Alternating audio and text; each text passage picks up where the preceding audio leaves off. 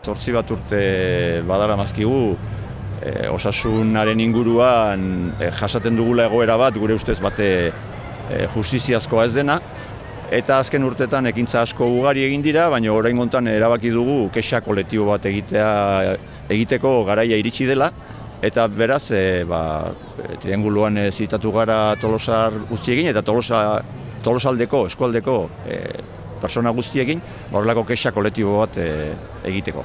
Garbi utzi nahi dugu alde batetik dagoela Tolosarrek eta Tolosako eskualdeko jendeak sentitzen duen edo bizitzen duen errealitatea eta alkatetzan, eta alkate andereak kontatzen duen errealitatea. Berak bulegoetan eta osasun saileko ordezkariekin biltzen den bakoitzen errealitate bat kontatzen diote eta gu beste errealitate bat bizitzen dugu. Beraz, adierazi nahi diogu, nahiz eta kexa individual askorik ez izan, zen hori da beti kontatzen digutena, kexa bat badagoela eta kexa kolektibo hori adierazi nahi diogu bereziki Tolosako udaletxeari eta alkatesari.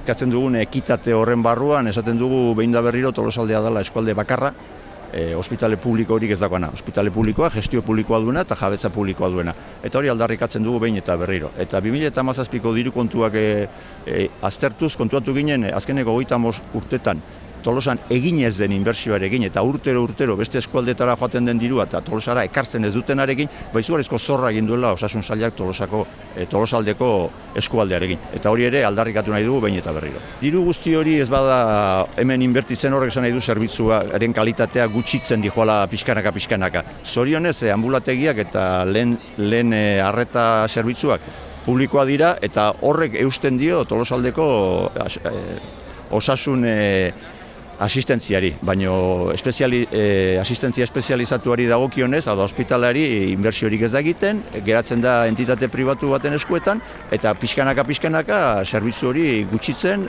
eta okertzen ari da.